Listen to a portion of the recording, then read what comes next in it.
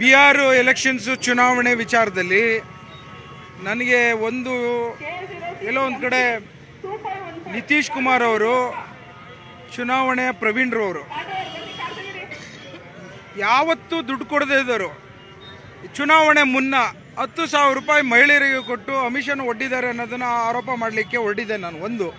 ಎರಡನೇದು ಮಹಾಗಠಬಂಧನ ವಿಚಾರದಲ್ಲಿ ಎಲ್ಲೋ ಒಂದು ಕಡೆ ತೇಜಸ್ವಿ ಯಾದವ್ ಅವರು ಕೊಟ್ಟಿದ್ದಂಥ ಭರವಸೆ, ಒಂದು ಕುಟುಂಬಕ್ಕೆ ಒಂದು ಸರ್ಕಾರ ಕೆಲಸ, ಅದು ಫೇಲ್ಯೂರ್ ಆಯಿತು ಅಂತ ಅನ್ಕೋತೀನಿ.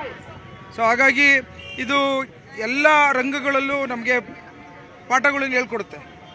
ಇವತ್ತು ನಾವು ಏನು ಪಾಲಿಟಿಕ್ಸಲ್ಲಿ ಫೇಲ್ಯೂರ್ ಆಗಿದ್ದೇವೆ, ಇದೊಂದು ಪಾಠ ಇದ್ದಾಗೆ. ಇದು ಕಲಿಕೆನ ನಾವು ಅತಿ ಹೆಚ್ಚಿನ ಸೂಕ್ಷ್ಮವಾಗಿ ಗಮನಿಸ್ಕೊಂಡು ಕರ್ನಾಟಕಕ್ಕೆ ಯಾವ ರೀತಿ ನಾವು ಬದಲಾವಣೆಗಳನ್ನು ಮಾಡ್ಕೋಬೇಕು ಅನ್ನೋದನ್ನು ನಾವು ಮುಂದೆ ಮಾಡ್ಕೋಬೇಕು ಅನ್ನೋದನ್ನ ಹೇಳಬಲ್ಲೆ ನಾನು. ಈಗ ವೋಟ್ ಚೋರಿ ಅಭಿಯಾನ ಕೂಡ ಮಾಡಿದ್ರು.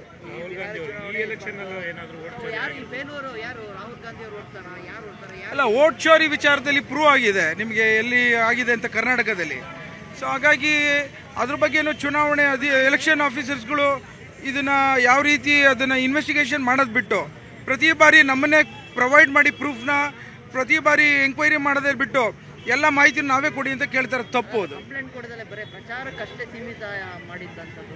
ಅಲ್ಲ, ಈಗ ಎಲೆಕ್ಷನ್ ಎಲೆಕ್ಷನ್ ಕಮಿಷನರ್ ಮುಂದೆ ಹೋಗಿ ಇದರ ಆದಂಥ ಅನ್ಯಾಯಗಳನ್ನು ಮ್ಯಾಲ್ ಪ್ರಾಕ್ಟೀಸನ್ನು ಮನವರಿಕೆ ಮಾಡೋಂಥ ಪ್ರಯತ್ನಗಳು ಮಾಡ್ತಾ ಇದ್ದೇವೆ.